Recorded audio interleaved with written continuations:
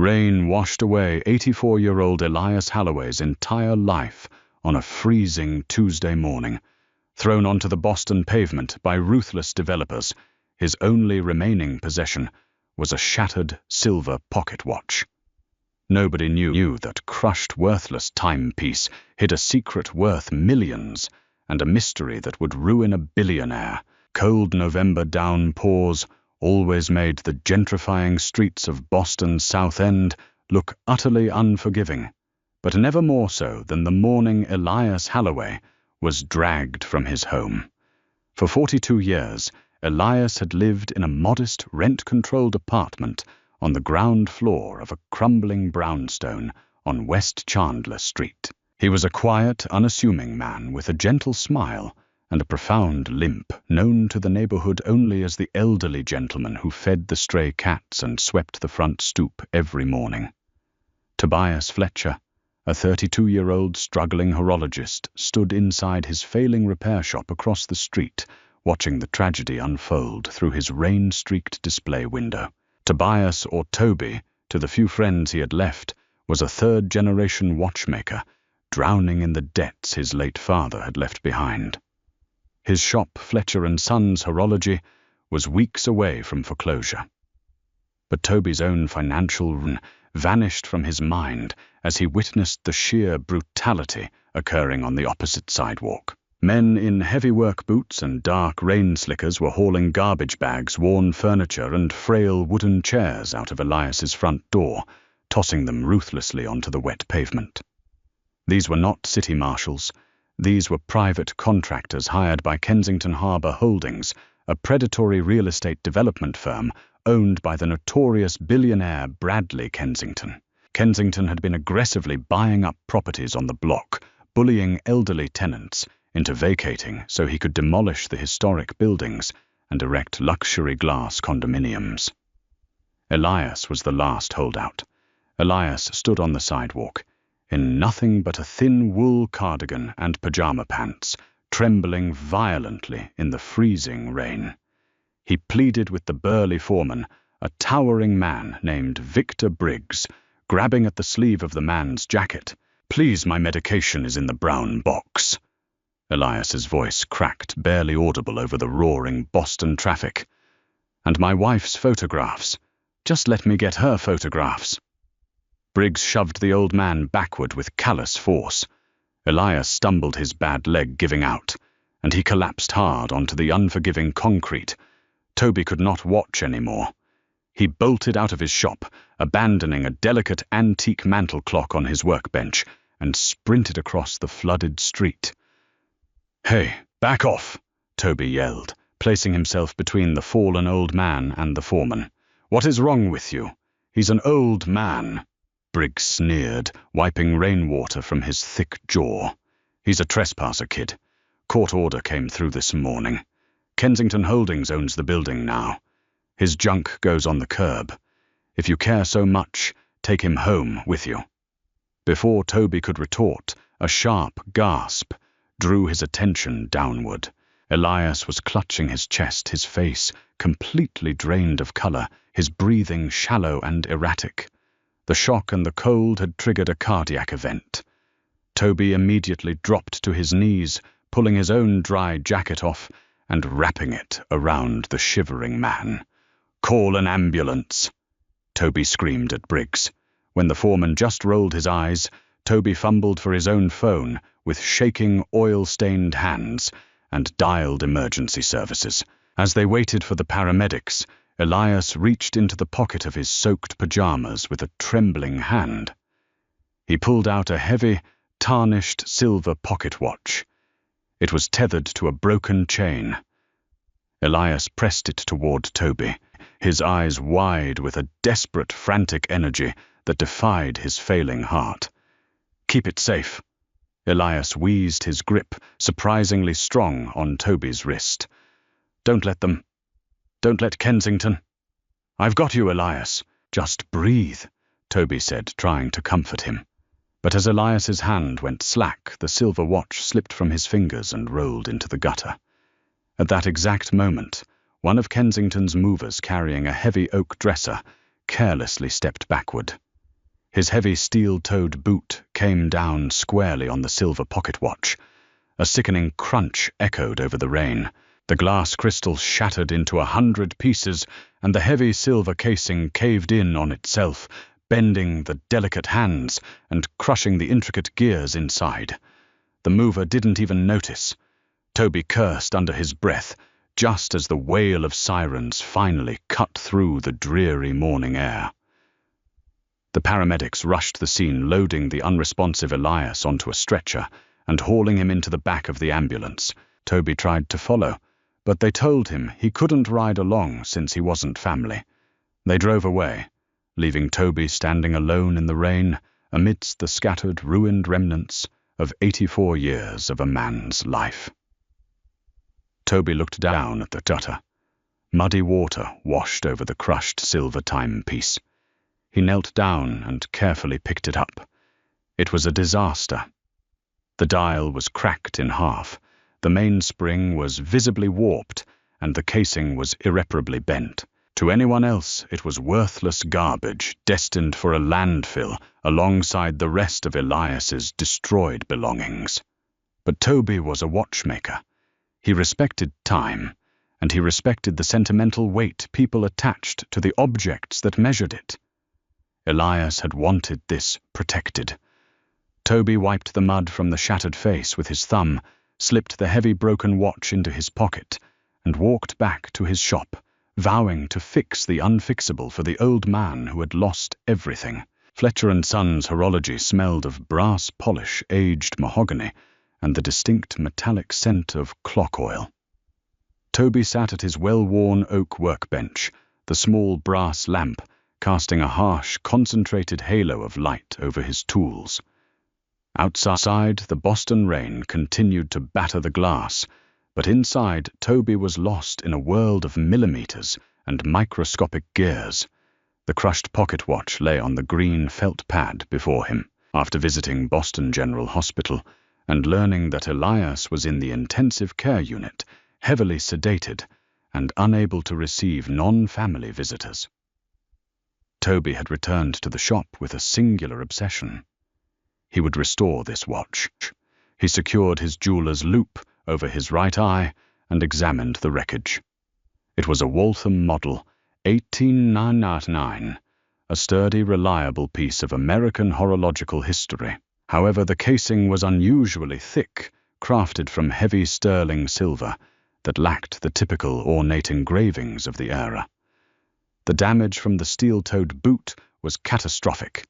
The crown was snapped off, and the case back was jammed shut by the warped metal. Using a specialized case knife and a brass hammer, Toby spent 45 tense minutes gently prying the bent silver apart. He had to be agonizingly careful. One wrong slip, and he would destroy the brass movement plates inside. Finally, with a sharp pop, the back casing sprang free, revealing the intricate frozen heart of the timepiece. Toby frowned. Something was wrong. A standard Waltham 1899 movement should sit flush against the inner rim of the casing, but this movement was elevated, resting on a secondary custom-milled brass plate that Toby had never seen in any factory manual. It created a false bottom, a hidden compartment, measuring barely half an inch deep between the gears and the silver backing. His heart began to beat a little faster. He used his anti-magnetic tweezers to delicately lift the entire mechanical movement out of the case. Beneath it, nestled in a carefully carved recess, padded with ancient hardened velvet, was a small bundle wrapped in oilcloth. Toby held his breath. He picked up the bundle with his tweezers. It was heavy for its size. Using a dental pick, he carefully unfolded the brittle yellowed cloth. A stone rolled onto the green felt of his workbench. Toby froze his loop, magnifying the object to astonishing proportions. It was a rough, uncut gem, roughly the size of a large quail egg. It wasn't sparkling or brilliantly faceted, like the diamonds in engagement rings. It was frosted, geometrically complex, and possessed a deep, mesmerizing, translucent pink hue. Toby's hands began to shake. He was a watchmaker, but he knew enough about gemology from his father's estate jewelry appraisals to understand what he might be looking at. He unlocked his bottom desk drawer and pulled out a high-end thermal diamond tester. He turned it on, waiting for the needle to calibrate. He pressed the metal tip against the rough surface of the pink stone. The machine instantly emitted a high-pitched beep, and the LED scale shot all the way into the red zone. Positive. It was a diamond. An unpolished, natural pink diamond of monstrous proportions. Dear God, Toby whispered the sound, evaporating into the quiet shop. A colored diamond this massive, even uncut, wasn't just valuable. It was historically significant. It was worth millions, perhaps tens of millions of dollars. Why did a destitute old man in a rent-controlled apartment have a king's ransom hidden in a broken Waltham? Toby turned his attention back to the empty silver casing. He swabbed the tarnished inner back with a Q-tip, dipped in solvent, clearing away decades of grime. Faint, hand-etched lettering revealed itself under the light. To CH, the true prize of the Van der Veen collection. Keep it hidden. 1954.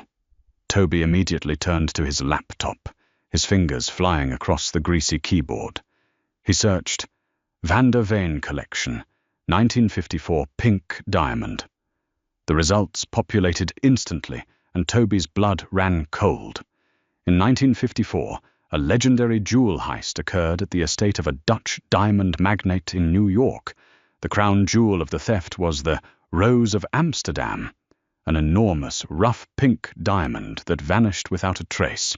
The primary suspect was a master thief, known only as the Ghost, who supposedly perished in a car crash weeks after the heist. The diamond was never recovered. Before Toby could process the magnitude of what he was holding, the bell above the shop door chimed aggressively. Toby instinctively threw a shop rag over the diamond and the disassembled watch, his heart leaping into his throat. He looked up. 2 men stood in his shop. One was Victor Briggs, the ruthless foreman from the Eviction. The other was a sharp-featured man in a tailored, ridiculously expensive Italian suit, holding a sleek, black umbrella. "Are you the watchmaker?" the man in the suit asked. His voice was smooth, cultured, but carrying an unmistakable edge of violence. "I am," Toby said, subtly sliding his hand over the shop rag, pulling it closer to the edge of the desk. "Can I help you?" "My name is Mr. Vance. Excuse me, my name is Mr. Sterling. Wait, no." The man chuckled coldly, adjusting his silk tie. "Let's stick to reality. My name is Bradley Kensington. I own the property across the street, and I believe you have something that belongs to my company." Toby swallowed hard, staring face to face with the billionaire developer who had thrown Elias into the street. "I don't know what you're talking about," Toby lied, keeping his voice remarkably steady. "Your men threw an old man's life into the garbage. I didn't take anything of yours." Kensington stepped closer, his eyes scanning the cluttered shop, lingering on the tools, the clocks, and finally the rag under Toby's hand. "Elias Holloway is a thief," Kensington said softly, leaning over the counter. "He stole something from my grandfather decades ago. A family heirloom, a pocket watch. We know he had it on him today. We searched his belongings and it wasn't there. But Victor here says you were awfully eager to rush into the street after he dropped." Kensington's smile didn't reach his eyes. "Give me the watch, Mr. Fletcher, or I will buy this miserable failing shop out from under you tomorrow, and my men will tear it down with you inside." Toby's pulse hammered against his ribs like the escapement wheel of an overwound grandfather clock. He stared at Bradley Kensington, acutely aware of the billionaire's expensive cologne masking the distinct metallic scent of the shop. Kensington's eyes were cold, utterly devoid of the philanthropy he projected on local news channels. Underneath the rag resting beneath Toby's palm lay a shattered Waltham casing and a rough pink diamond worth more than the entire city block. "I don't respond well to threats, Mr. Kensington," Toby said, forcing a calm into his voice that he did not feel. While maintaining unbroken eye contact with the developer, Toby's right hand subtly manipulated the items hidden beneath the oily cloth. His fingers brushed the heavy, uncut gem. With a slight flick of his wrist, he pushed the pink diamond backward, allowing it to drop silently into the deep canvas pocket of his leather work apron. Simultaneously, his fingers blindly grappled with a small plastic bin of scrap metal on the edge of his desk. He found what he was looking for, a heavily dented, silver-plated Elgin pocket watch casing he had stripped for parts 3 weeks ago. Elias dropped a watch. Yes. Toby lied, smoothly, pulling his hand away and whipping the rag off the desk. He gestured to the battered Elgin casing sitting next to his tools. A mover stepped on it. It's destroyed. If this is your precious family heirloom, you can have it. Victor Briggs grunted, stepping forward to snatch the ruined silver casing from the green felt pad. He turned it over in his massive, calloused hands, inspecting the shattered glass and the warped metal. Briggs held it up for his boss to see. Kensington's lip curled in disgust. He did not ask for a jeweler's loupe, nor did he possess the horological knowledge to recognize the difference between a late-century Elgin and a custom-milled Waltham 1899. He only saw a crushed silver watch. A pathetic piece of junk, Kensington sneered, though a flicker of undeniable relief washed over his sharp features.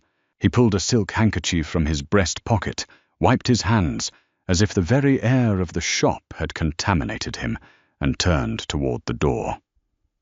Good luck with foreclosure, Mr. Fletcher. The wrecking ball arrives at the end of the month. The bell chimed as the two men stepped back out into the freezing Boston rain. Toby waited until their black luxury SUV disappeared down West Chandler Street before he finally exhaled, his knees buckling slightly. He reached into his apron, pulling out the rough frosted pink stone. It felt impossibly heavy. Kensington didn't just want a watch, he wanted the diamond, and he clearly believed the secret was lost forever inside that crushed Elgin casing. Toby immediately locked the front door of Fletcher & Sons, flipped the sign to closed, and bolted to the back room. He opened his father's heavy iron floor safe, placed the uncut diamond and or the real Waltham movement inside, and spun the dial. He had to speak to Elias. By 3 o'clock that afternoon, Toby was navigating the sterile, brightly lit corridors of Boston General Hospital. He bypassed the main reception desk, blending in with a group of medical students, and slipped into the intensive care wing.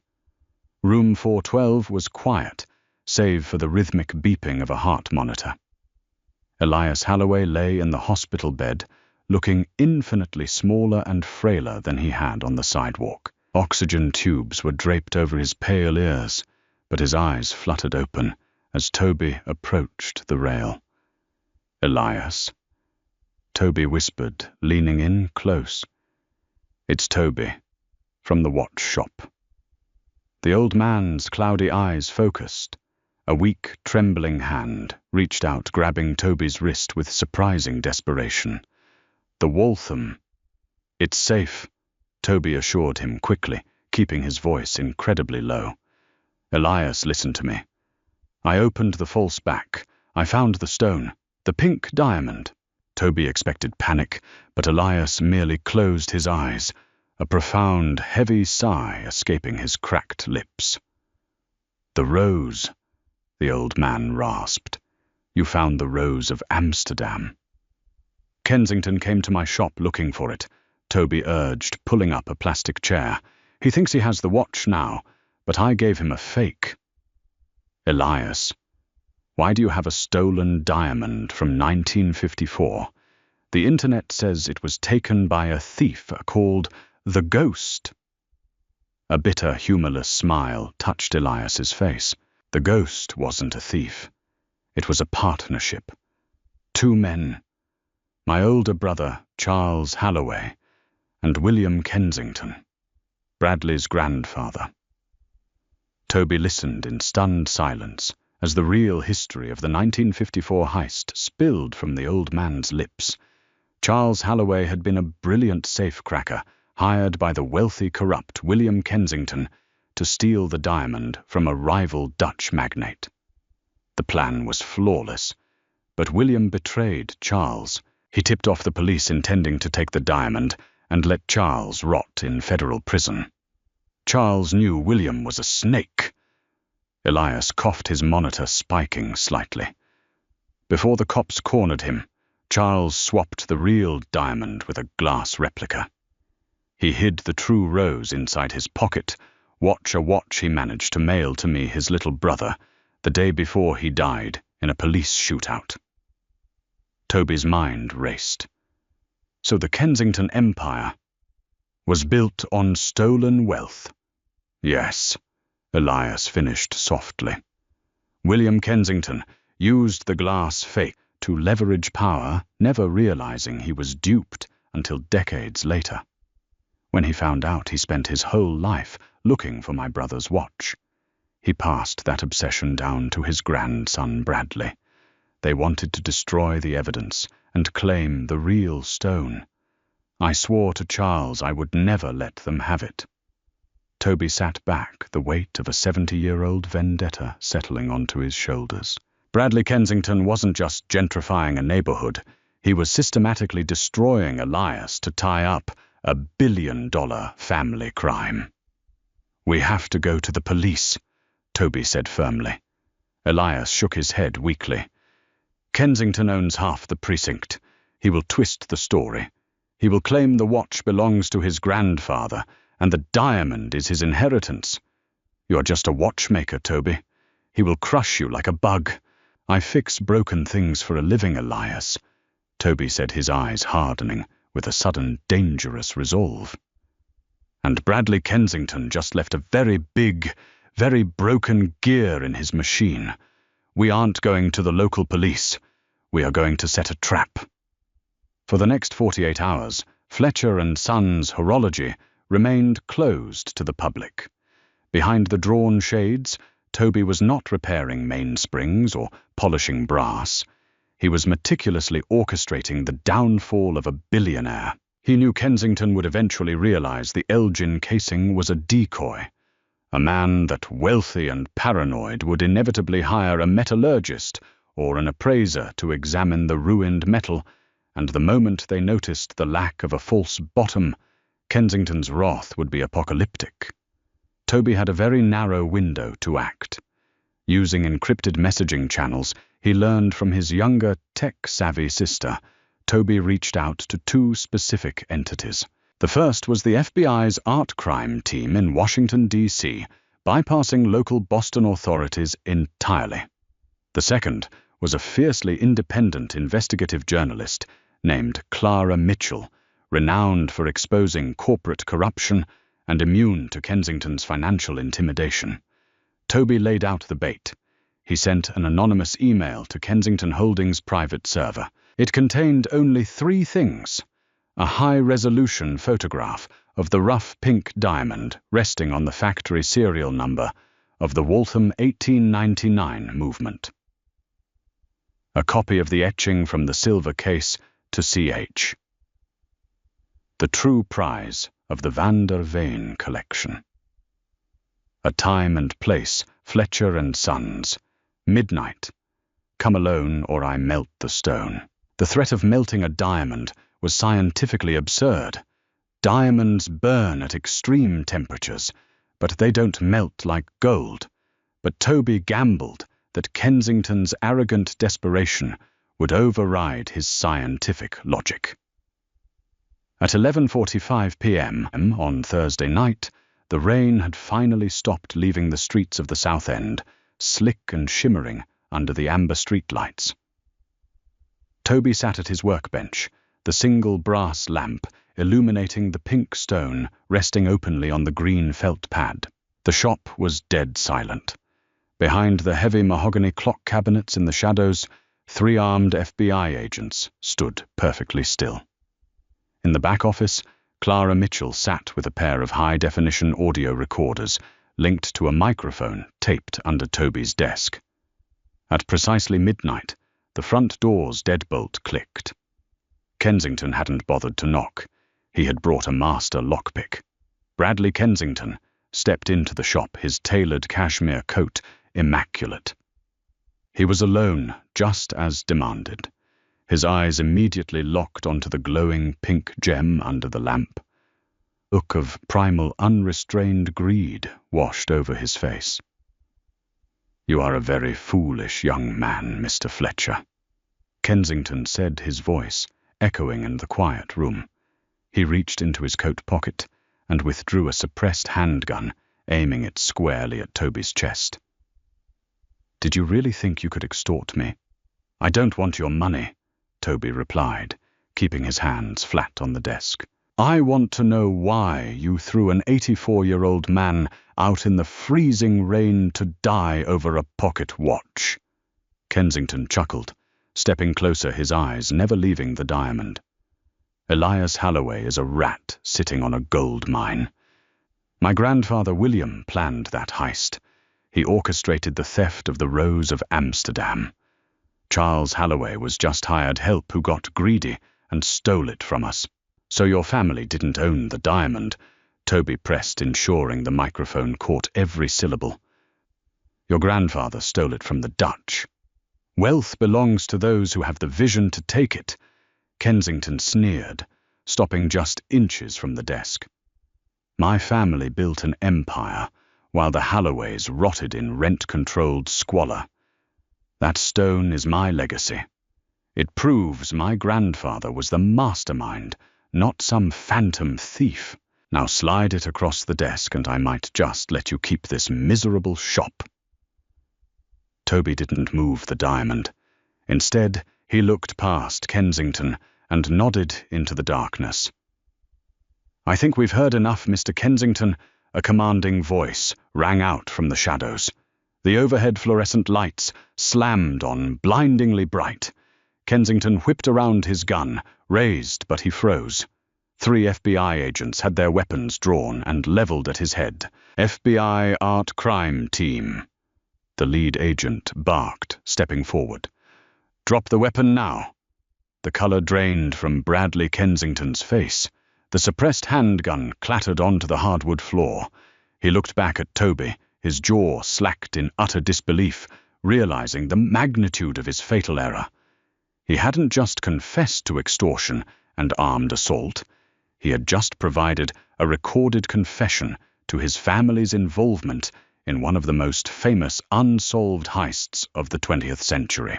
As the agent slammed Kensington against the antique display cases and slapped cold steel handcuffs onto his wrists, Clara Mitchell emerged from the back room, her camera flashing as she documented the billionaire's ruin.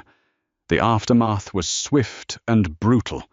Clara's article hit the internet the next morning, complete with the audio recording. Kensington Holdings' stock plummeted to pennies by noon.